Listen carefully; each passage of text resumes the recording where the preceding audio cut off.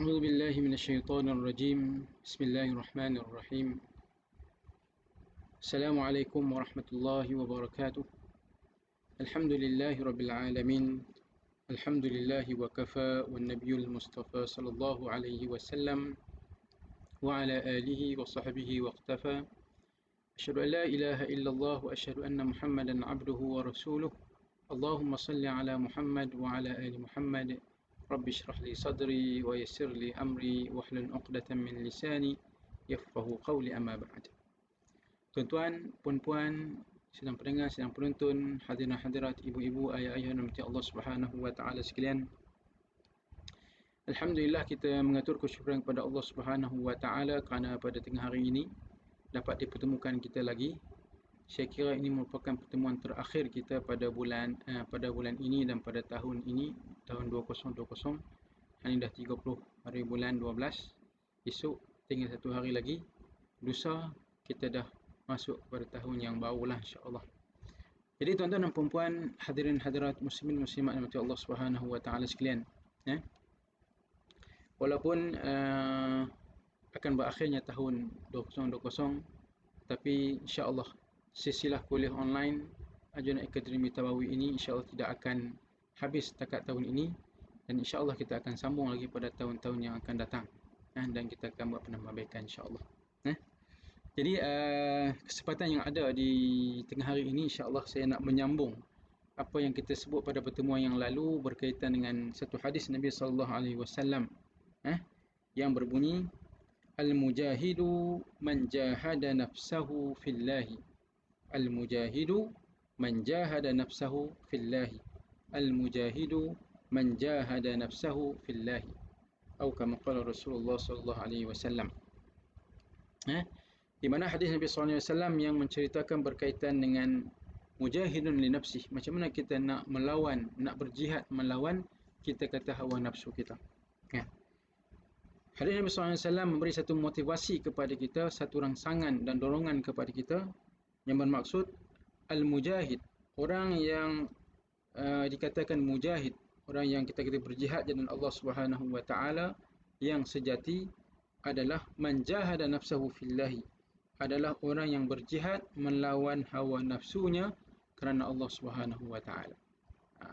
Pada pertemuan yang lalu kita dah sebut berkaitan dengan pengenalan ataupun muqaddimah kepada hadis ini, dan saya tak mau ulang balik, dan kita akan sambung pertemuan kali ini berkaitan dengan hikmah tarbawiyah, pengajaran yang kita boleh ambil daripada hadis ini, insya-Allah. Boleh tuan-tuan dan puan-puan, hadirin hadirat, sedang pendengar sidang, kita kata penonton yang nanti Allah Subhanahu wa taala sekalian.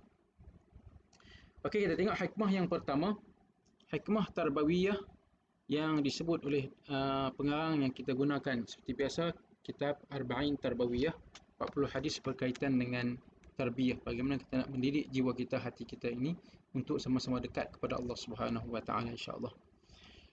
Okey, hikmah tarbawiyah yang pertama disebut di sini, ditimbulkan persoalan yang selalu saya sebut dalam kita kata pertemuan-pertemuan dalam perkongsian ini. Buku ini banyak menimbulkan persoalan kepada kita. Mengapa, kenapa, pasal apa, why. Why. Okey, jadi disebut sini, mengapakah orang yang melawan hawa nafsu ini disebut sebagai mujahid sejati?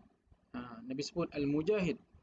Kita kata mujahid sejati adalah man jahada nafsuhu fillah, orang yang berjihad melawan hawa nafsunya kerana Allah Subhanahu wa taala. Kenapa?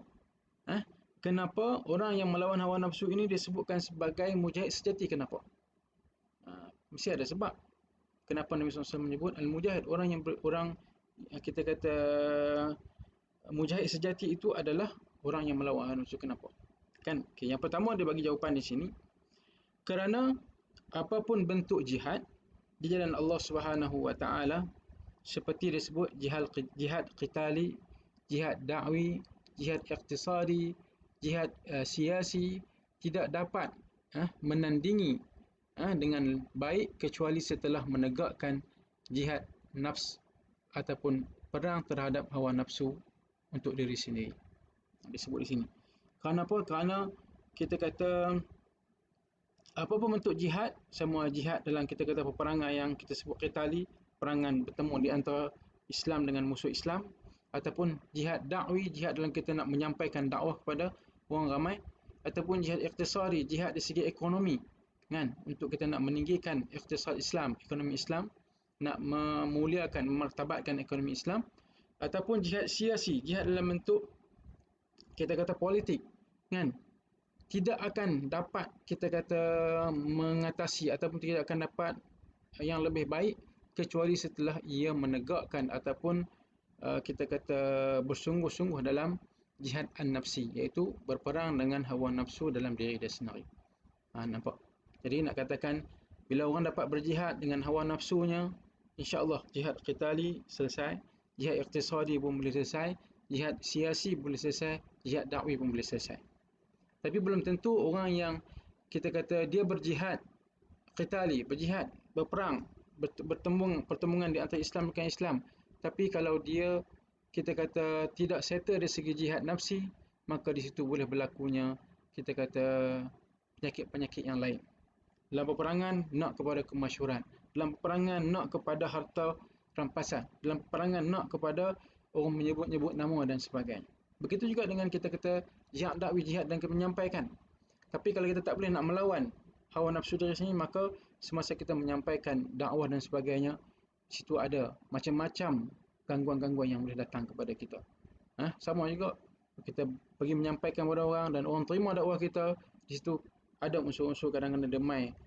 Kita memang alhamdulillah berpuas hati, tapi ada unsur-unsur yang datang untuk kita kata berbangga diri, kita kata menyebut meninggikan diri dan sebagainya. Jadi benda-benda inilah bila kita settle jihad nafsi, maka insya-Allah dalam jihad qitali pun insya-Allah kita settle, dakwi pun settle, ekonomi pun settle, ataupun siasi pun kita akan settle.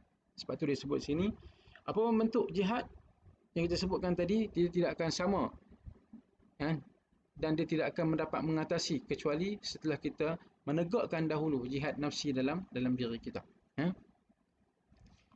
Sambungan daripada itu dia kata sangat berat bagi seseorang untuk mengorbankan nyawa dan harta dalam jalan Allah Subhanahu wa taala kalau nafsunya masih dikongkong oleh cinta akan harta ataupun dunia. Betul lah, kan? Kalau seorang itu masih lagi dia ada dalam perasaan dia cinta kepada harta, hubbud dunya, suka kepada dunia, maka dia akan berat untuk mengorbankan apa-apa sahaja demi kepentingan kita kata din Allah Subhanahu wa taala. Tapi kalau dia dapat mengatasi nafsunya, dia dapat mengatasi cintanya kepada dunia, maksud dia bukan dia tinggalkan. Dia ambil juga dunia, tapi dunia itu adalah untuk sebagai jambatan untuk dia menuju Allah Subhanahu wa taala. Kan? Wala tansa nasibaka minad dunya. Allah sebut, jangan kamu lupa nasib kamu kita kata di dunia ini. Maka kita nak kena ambil juga dunia ini, tetapi ambil dalam keadaan yang kita kata yang mencukupi sekadarnya atau bersesuaian dengan kita. Kan?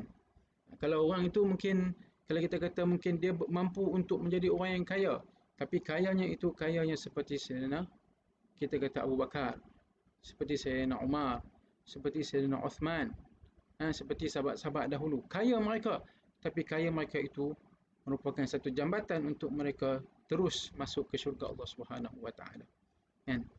Jadi kita macam itulah kalau boleh kita nak meniru ataupun mengambil contoh daripada kita kata para sahabat, dan yang paling penting adalah daripada Rasulullah sallallahu alaihi wasallam.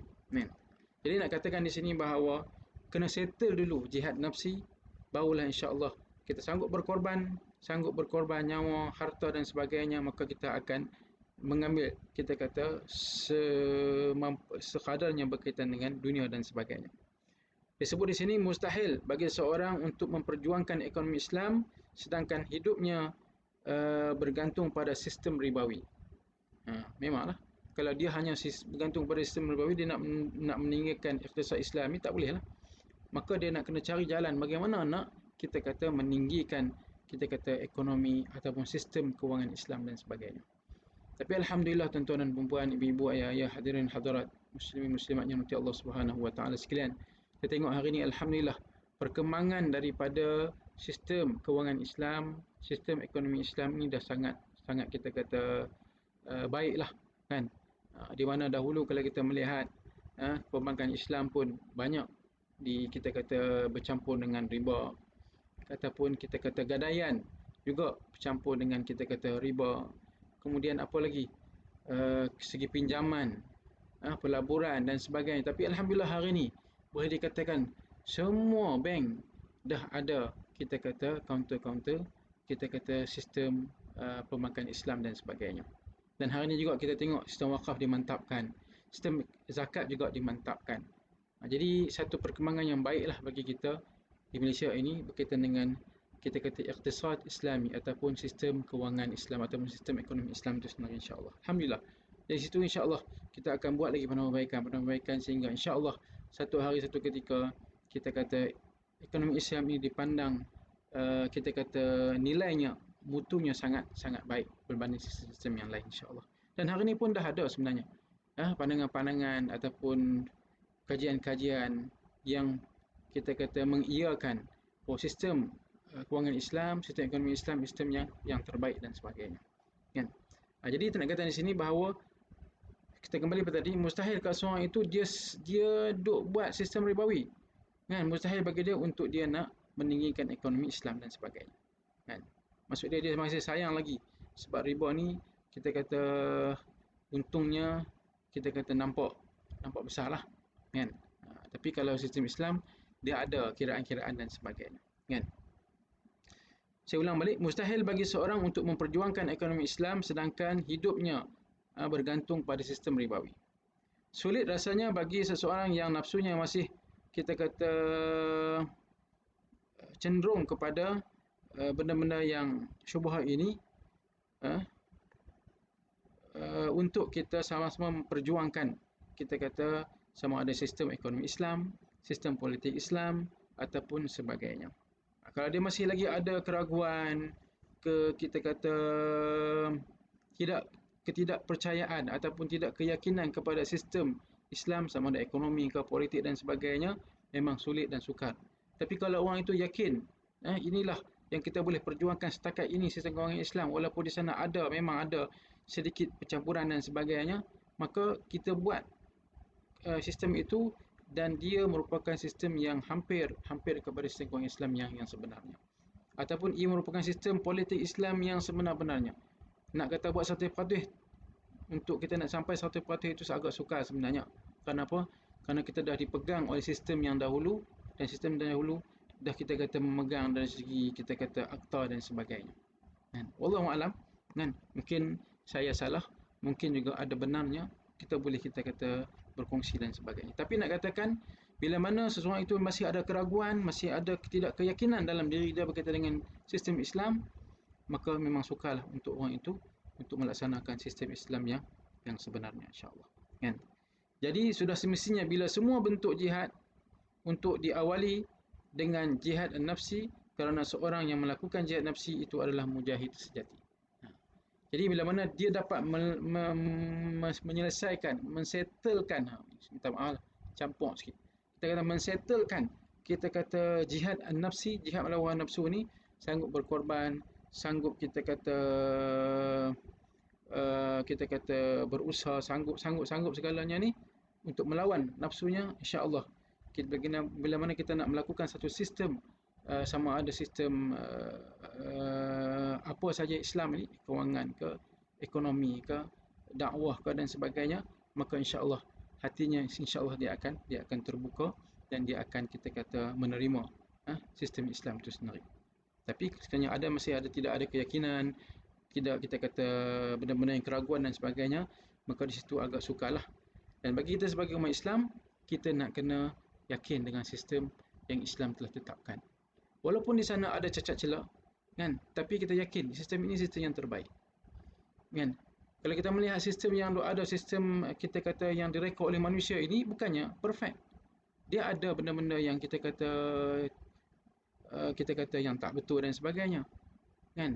Tapi kalau sistem Islam, sistem yang kita kata betul, tetapi kita nak buat yang paling tepat itu sebab dah bercampur dengan sistem lain, maka kita carilah kita kata yang paling kita kata hampir untuk kita sama-sama memahami. Itu pun tuan-tuan dan puan-puan, kita buat walaupun tak tepat, walaupun kita kata hampir-hampir kepada yang tepat itu, kita dah nampak kecantikan, dah nampak keindahan, dah nampak kita kata tidak ada penindasan, tidak ada keraguan, tidak ada kezaliman, tidak ada. Itu kalau kita kata tak tepat lagi tu.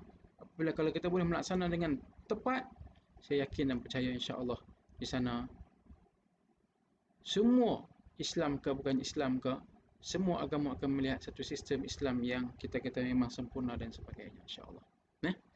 Okey, jadi apa-apa pun tuan-tuan dan puan-puan, hadirin hadirat, kita kena settle dulu jihad an-nafsi. Kita kena settle dalaman kita dulu supaya dapat menerima kita semua berjihad dengan hawa nafsu.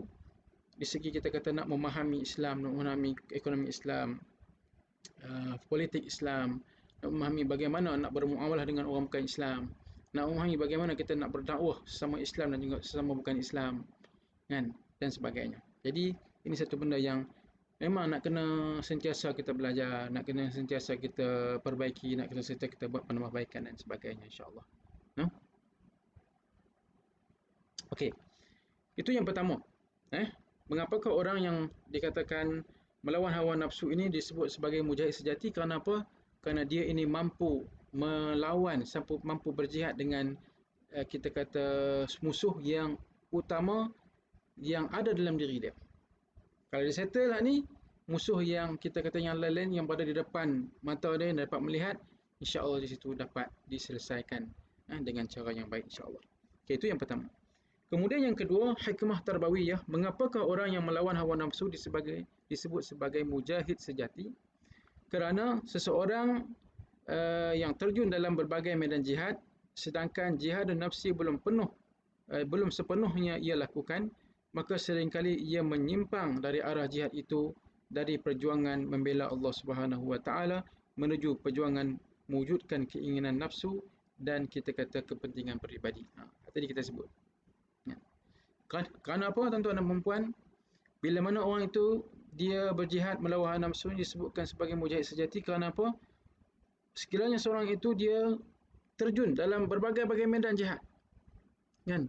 Sama ada jihad qitali, kita sebutkan tadi jihad dakwi, jihad iktisadi, jihad siasi. Sedangkan kita kata jihad nafsu ini belum selesai sepenuhnya, maka seringkali ia akan menyimpang ke arah jihad yang menyebabkan kita kata tarikan-tarikan nafsu dan juga kepentingan peribadi. Nampak? Ini satu benda yang kita nak kena faham lah. Kan? Duduk buat kerja-kerja dakwah, kan? Bila mana tak dapat melawan hawa nafsu ni, orang duk menyanjung dia, orang duk sebut nama dia, orang duk kita kata mengambil kata-kata dia dan sebagainya. Kan? Tapi kalau dia tak dapat melawan hawa nafsunya, mungkin datang perasaan riak, perasaan kita kata berbangga diri, tak boleh lawan benda tu, dia akan datang bisikan-bisikan syaitan untuk merosakkan amalan dia dengan kita kata mengikut kemahuan nafsu dan juga mengatakan ataupun dia ada kepentingan peribadi dan sebagainya. Ini kita tak mahu. Kita tak mahu bila kita buat satu kerja, kita kalau boleh kita nak bulatkan kerjaan kita, amalan kita itu kepada Allah Subhanahu Wa Taala, bukan kerana yang lain. Kan bila mana kita buat satu benda yang kita kata kerana Allah Subhanahu Wa Taala, bulatkan kerana Allah Subhanahu Wa Taala, insya-Allah di sana Allah akan mudahkan lagi urusan-urusan kita yang lain-lain. Kan? Allah akan bantu kita. Bukan bantu kita sahaja, mungkin bantu ibu dan ayah kita, bantu keluarga kita, bantu pasangan kita, bantu anak-anak kita dan sebagainya insya-Allah. Kan? Okay, jadi itu nak katakan bahawa bila mana tak habis settle kita kata jihad nafsu ni, masa itu takut-takut dia akan menyimpang dan mengikut kehendak nafsu dan juga ada kita kata kepentingan peribadi. Contoh disebut di sini, ketika berperang, ia selalu berfikir bagaimana untuk mendapatkan harta rampasan perang sebanyak-banyaknya. Kan? Jadi dia fikirlah masa dalam perang tu, perang kalau bukan lillahi ta'ala, dia akan mai satu bisikan daripada syaitan ini. Perang ni kenapa? Kerana nak ambil kita kata harta rampasan. Nak kita kata nak mengambil harta rampasan sebanyak-banyaknya. Dia mai keinginan nafsu di situ. Kan? Ataupun disebut di sini untuk kita kata menawan tawanan wanita yang cantik-cantik. Ini kita kata melibatkan dululah ada hamba dan sebagainya. Berperang tu kerana apa? Kerana nak kita kata tawan, kita kata wanita-wanita yang cantik. Dan juga dia nak supaya gelaran pahlawan yang kita kata yang disebut kepadanya. Dia buat jihad itu kerana apa? Kenapa? Nak orang kata dia sebagai seorang pahlawan negara dan sebagainya. Pahlawan Islam, pejuang Islam dan sebagainya. Jadi nak katakan itu bila mana tak settle yang ni, penyakit-penyakit tu dia akan datang. Nak harta rampasan, nak tawanan wanita yang cantik, nak kita kata digelar sebagai pejuang ataupun kepahlawanan dan sebagainya. Kan? Juga satu contoh yang lain dia sebut ketika melakukan jihad politik melalui parti Islam ataupun apa mana-mana parti dia sebut sini, ia selalu berfikir bagaimana ia meraih kursi untuk menduduki posisi-posisi yang dia nak, agar ia kita kata boleh mendapat kekayaan ataupun disebut sini kekayaan yang melimpah dan dihormati, disegani kerana kedudukan dia. Nampak? Kalau orang politik pula macam mana? Kan? Kalau dia tak settle yang dalam ni, maka dia ada kepentingan pula. Kepentingan nak meraih kursi supaya apa? Ada kedudukan di situ dan dia dapat kita kata disebut di sini, kalau disebut di sini kita kata meraih kekayaan, so dapat kita kata peluang-peluang di mana dia boleh mendapat harta mal dan sebagainya, ataupun dia sebut sini dia ni nak dihormati dan disegani kerana kedudukan dia. Kan? Kalau kita berpolitik kerana itu, maka mungkin kita akan dapat, dan dah terbukti dah ada orang begitu dan dapat. Tetapi kita nak, kalau boleh politik kita itu pun politik yang lillahi ta'ala, kerana Allah Subhanahu Wa Ta'ala, yang tadi yang kita sebut tadi, dia akan datang. Orang akan hormat kita, orang akan segan dengan kita, dan peluang-peluang itu akan datang kepada kita. Kan? Tapi kita melihatlah, kan, pujian yang bagaimana yang perlu kita terima, sanjungan yang bagaimana yang perlu kita terima, peluang-peluang kekayaan bagaimana yang perlu kita terima. Kan? Kadang-kadang peluang-peluang itu dia berbagai. Ada yang peluang yang halal, yang boleh ambil, yang boleh terima. Ada yang peluang-peluang yang melibatkan syubhah, ada kita kata tak kesamaran di sana. Ada benda-benda yang kita tak clear di sana. Kan? Dan ada juga peluang-peluang yang haram, kan? Yang melibatkan rasuah, yang melibatkan sogokan, yang melibatkan duit bawah meja, yang melibatkan duit macam-macam. Kalau bukan duit pun yang melibatkan mungkin hari ni rasuah pun macam-macam ni tuan-tuan dan puan-puan. Oh, kita dengar macam-macam rasuah. Rasuah dia adalah kita kata mungkin renovate rumah. Ni selalu kita dengar lah. Dia tak bagi duit tapi dia renovate rumah. Buat rumah cantik, tak payah bayar apa. Hak orang tu tolong. Kenapa dia tolong dia? Ataupun rasuah berkaitan dengan, ada juga hari rasuah untuk pergi haji. Masya Allah. Pergi haji sesuatu benda yang baik. Tapi pergi haji itu free percuma kerana apa? Kerana dapat gini dan sebagainya. Ataupun rasuah pergi umrah. Rasuah melancong banyak dah. Kan? Itu kita kata tak terkira lah. Rasuah melancong ni banyak. Kan? Jadi nak katakan di sini tuan-tuan dan puan-puan, hadirin-hadirat sekalian, kita kata bila mana kita dalam politik, kita berjuang kerana Allah Subhanahu Wa Ta'ala, peluang-peluang tadi tu ada. Orang hormat kita, orang kita kata sanjungi kita, tetapi bagaimana kita nak menerima peluang-peluang tersebut? Pujian orang bagaimana kita nak terima?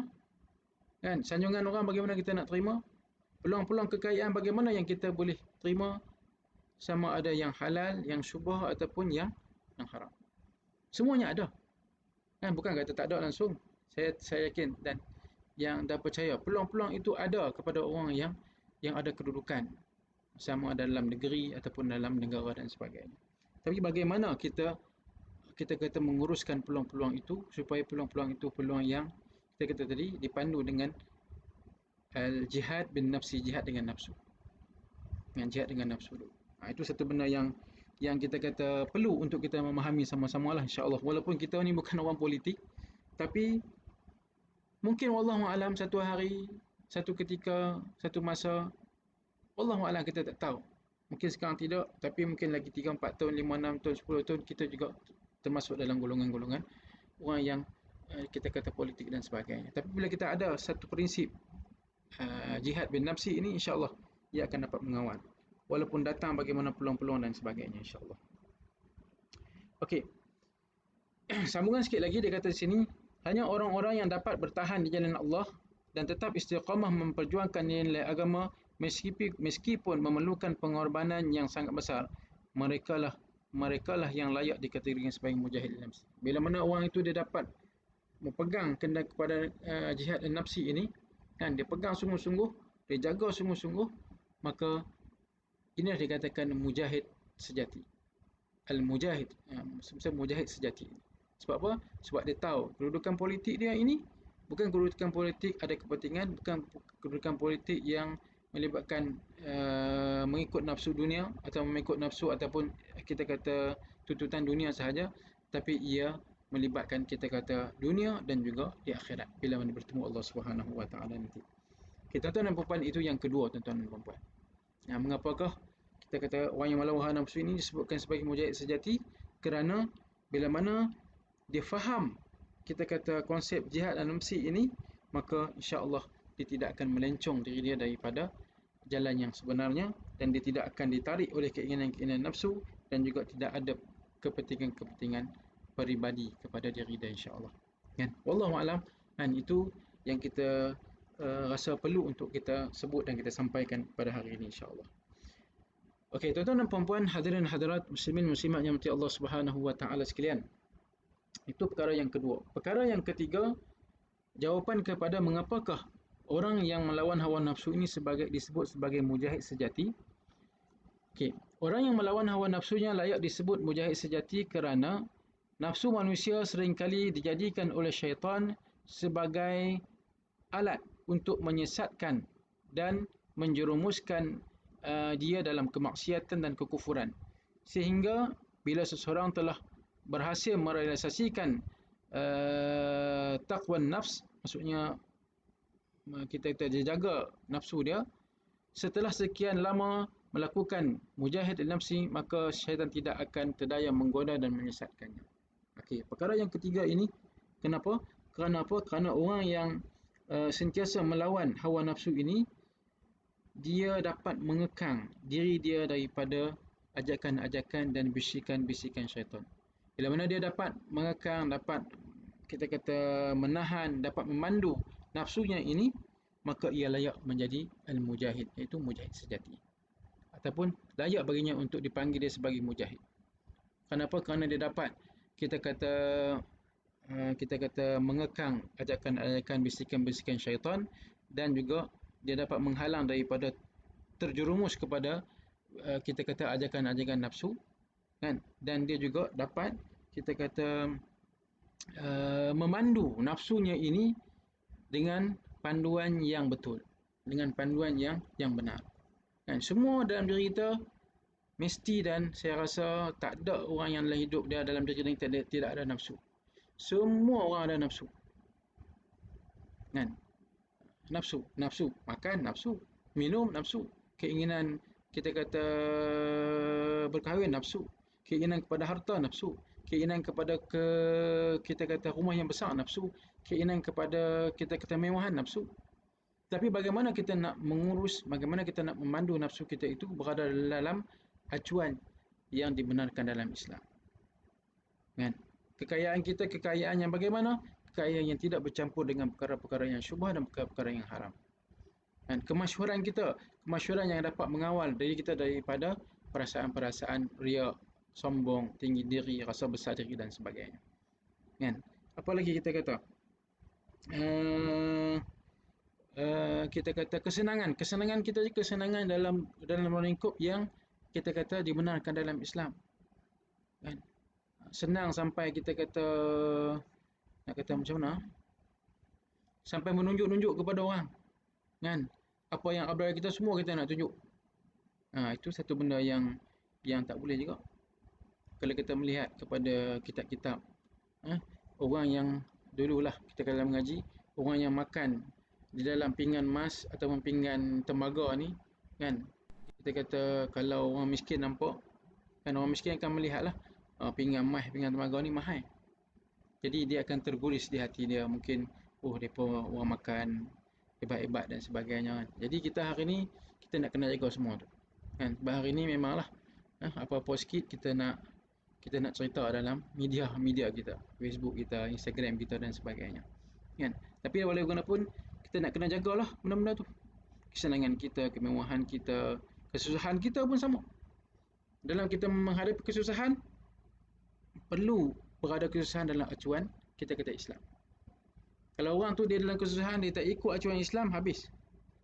Dia akan menyalahkan diri dia, dia akan menyalahkan orang di depan dia, orang akan menyalahkan kita kata takdir, dia akan menyalahkan Allah Subhanahu Wa Taala. Nampak? Dalam kesenangan ke, dalam kesusahan ke, dalam kesempitan ke, dalam keluasan hidup kita ini, maka kita nak kena pandukan berada dalam acuan kita kata Islam itu sendiri. Kan? Maksud ni kita dapat memandu kita kata nafsu kita, keinginan kita, kemahuan kita, kehendak kita ini dengan acuan, dengan kita kata panduan yang betul dan yang baik. Mengikut Al-Quran dan juga hadis Nabi SAW. Banyaklah kalam-kalam ulama, nasihat-nasihat ulama dan sebagainya. Itu yang ketiga. Bila mana orang itu dia melawan, dapat mengekang hawa nafsu, bisikan syaitan ini, layaklah bagi dia untuk dipanggil sebagai mujahid. Orang yang kita kata mujahid sejati.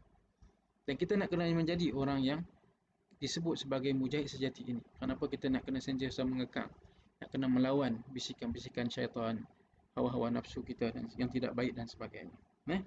Itu yang ketiga. Okey, hari ni saya ambil yang keempat. Yang keempat,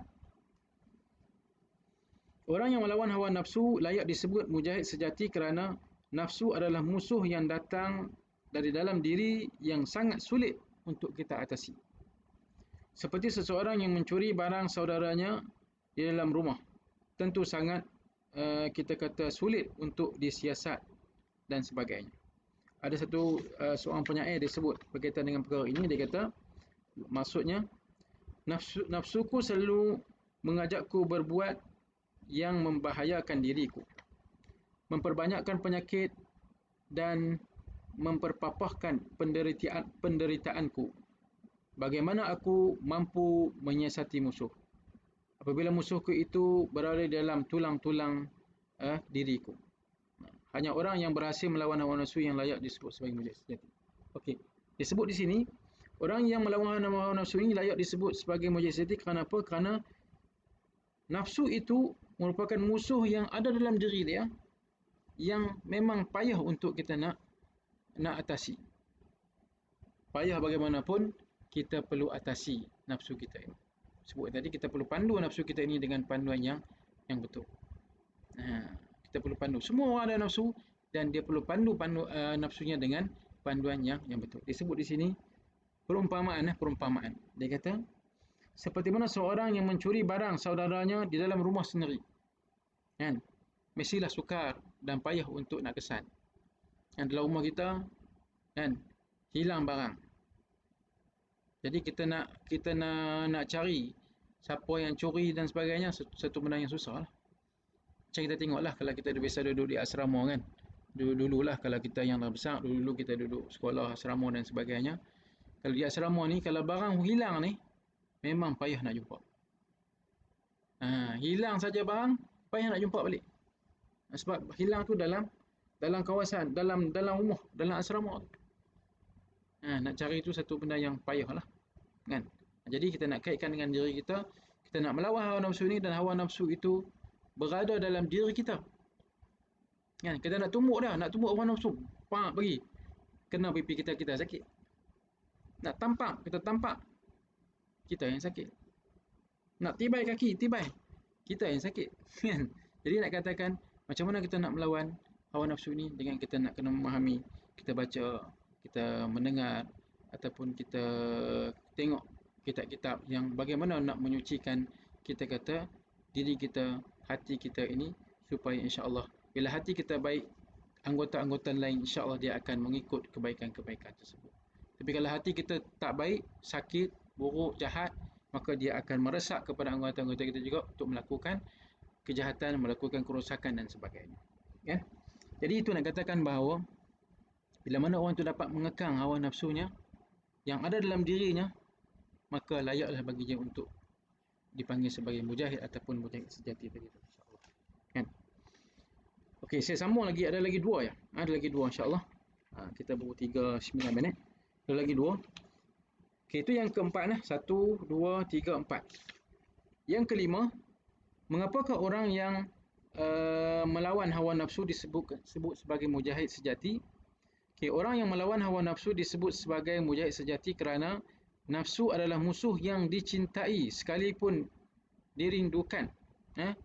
Seseorang seringkali menganggap baik dan menyetujui dan kita kata bersetuju dengan ajakan-ajakan nafsu, bahkan hampir-hampir ia tidak mampu melihat aib dan kesalahannya. Di mana ada satu seorang penyair dia sebut, engkau tidak akan bisa atau tidak akan mampu melihat aib pada diri orang yang engkau cinta. Bahkan sedikit pun engkau tidak melihat beliau bila engkau mencintainya. Mata yang senang menjadi buta terhadap semua aib, tetapi mata yang benci akan menyingkap berbagai-bagai keburukan. Ni nak katakan ni. Disebut di sini orang yang melawan nafsu disebutkan sebagai kerana apa? Kerana dia dapat melawan musuh yang dia cinta. Musuh yang dia suka. Musuh yang dia selalu ikut apa yang dia cakap. Dia bagi satu perumpamaan. Dia kata kalau orang setengah bercinta, orang tengah suka, orang yang kita kata suka kepada sesuatu benda, dia tidak akan nampak keburukan, dia tidak akan nampak kecacatan, dia tidak akan nampak apa-apa benda yang tidak baik pada dia. Malah dia akan nampak semua benda-benda yang buruk. Bila mana orang kata tak baik, dia akan marah. Dia akan marah. Bila mana orang kata benda ni tak baik, maka dia akan respon dengan respon yang tidak baik. Sebab apa? Sebab tadi tu matanya telah buta disebabkan dia cinta kepada hawa nafsu. Mata dia kita kata rabun disebabkan dia sayang kepada hawa nafsu dia. Dia mengikut kehendak hawa nafsu dia. Tapi kalau orang tu dia faham, dia ni satu hawa nafsunya, dia perlu memahami dia ada ataupun kita kata ada kena spare lah. Spare sikit. Kita kata sangkaan dia ke bawah hawa nafsu ini dia tak boleh 100% ikut. Ada yang benda yang baik, baiklah. Contoh kita makan. Satu benda yang baik, makan untuk kesihatan kita. Makan untuk tenaga kita. Dan sebagainya. Itu satu benda yang baik. Tapi kalau makan yang berlebihan, itu memudaratkan balik. Maka itu yang kita nak kata, kita nak kena simpan sikit. Sangkaan-sangkaan kita kepada hawa nafsu ini. Bukan 100% semua yang jahat. Bukan 100% semua yang buruk. Ada yang baik, ada yang buruk. Yang baik kita ikut, kita buat. Yang buruk kita tahan dan kita jangan ikut. Ni. Yang katakan di sini, bila mana seorang itu dah cinta kepada satu benda, dia mata dia dah habis dah. Orang kata apa pun, dia tetap mengatakan benda itu baik. Tapi kalau dia dapat, kita kata membahagikan tadi kita sebut, tak semua hawa nafsu ni baik, tak semua hawa nafsu ni jahat.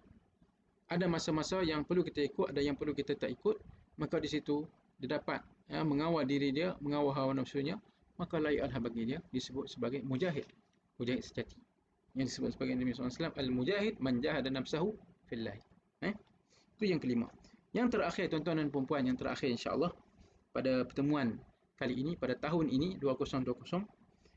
Yang terakhir, orang yang melawan hawa nafsu layak disebut mujahid sejati kerana apa?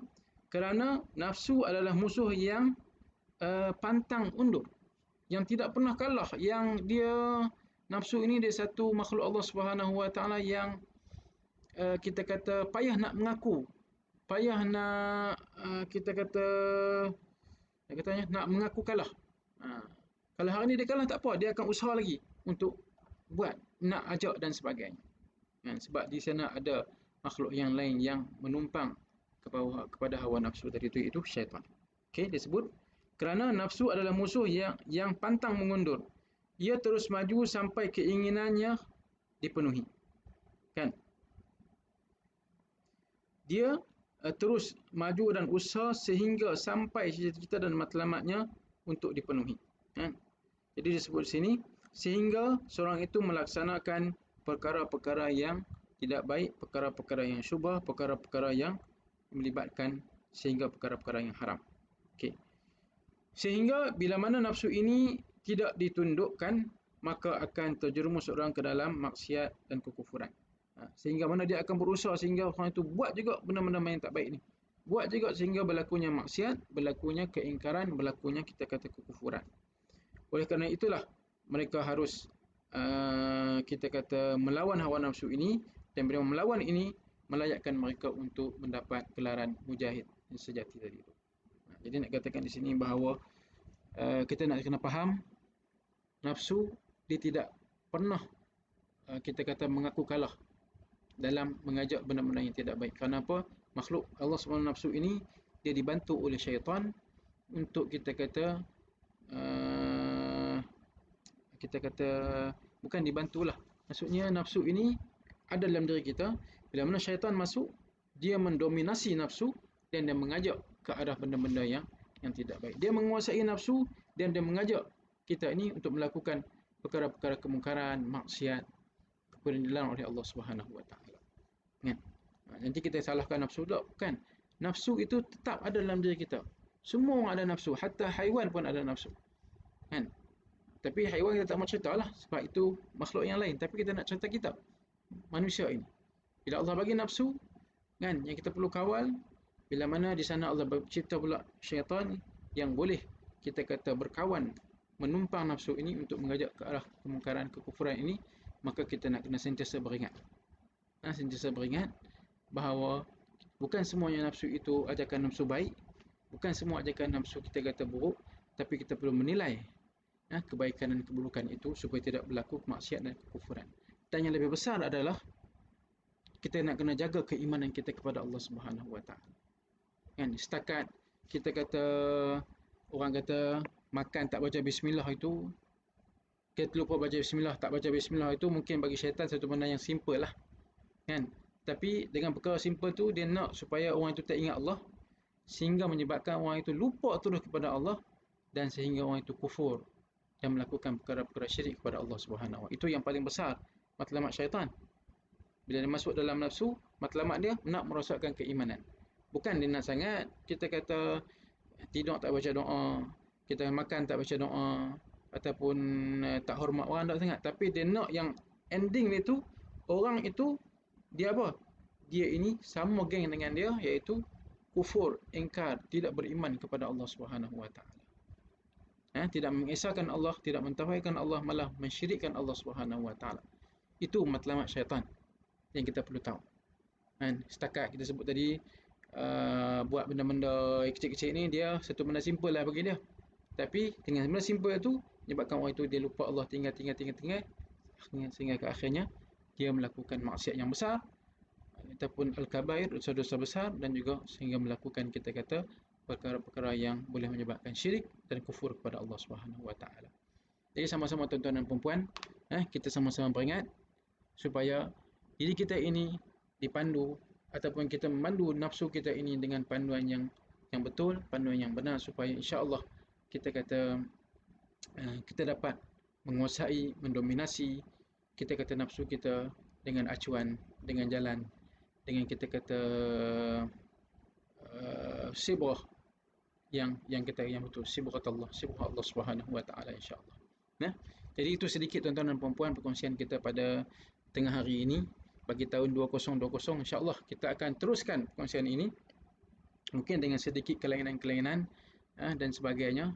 Kalau tuan-tuan dan puan-puan ada cadangan-cadangan dan sebagainya, boleh sama-sama untuk kita kongsikan dan kita buat penambahkan dari masa ke semasa, khususnya pada tahun 2021 nanti, insya-Allah. Okey tuan-tuan dan puan-puan, saya rasa sekadar itu saja perkongsian kita pada tengah hari ini. Sedikit kita kata iklan lah daripada saya. Di mana kalau kita melihat page Akademi Tarbawi yang kita sedang live ini, sebelum daripada kuliah hari ini ataupun semalam, kita ada muatkan kuliah-kuliah kita dalam YouTube. Kuliah-kuliah kita dalam YouTube. Jadi saya merayu dan juga memohon sumbangan kepada tuan-tuan dan puan-puan untuk menyumbang dengan cara menekan like dan juga kita kata subscribe YouTube Akademi Tarbawi. Dan moga-moga dengan kita kata subscribe tuan-tuan dan puan-puan itu, kita kata insya-Allah memberi manfaat kepada kami Akademi Tarbawi, tim Akademi Tarbawi, dan juga manfaat kepada Islam seterusnya, insya-Allah. Dan juga jangan lupa untuk share sama-sama link Akademi Tarbawi ini kepada kawan-kawan kita, supaya insya-Allah apa yang kita dapat, apa yang kita kongsi ini dapat disebarluaskan lagi ke kita kata pelosok sama ada negeri ataupun negara ataupun pelosok dunia dan sebagainya, insya-Allah. Wallahu alam, saya rasa itu saja sedikit perkongsian dan juga sedikit iklan. Mohon tuan-tuan dan puan-puan memberi sumbangan dengan cara tekan subscribe di YouTube Akademi Terbawi sebagai satu sokongan kepada kami, satu kita sumbangan kepada kami supaya insya-Allah kita sama-sama mengambil manfaat daripada kita kata media masa ini insya-Allah. Jadi wallahu alam, sekali itu saja aktafi bihadzal qadri minal kalam. Wallahu taala alam wa khairul kalam wassalam. Assalamualaikum warahmatullahi taala wabarakatuh. Semoga kita bertemu lagi pada tahun 2021, hanya tinggal lagi beberapa hari insya-Allah. Wallahu alam. Sekali lagi assalamualaikum warahmatullahi taala wabarakatuh.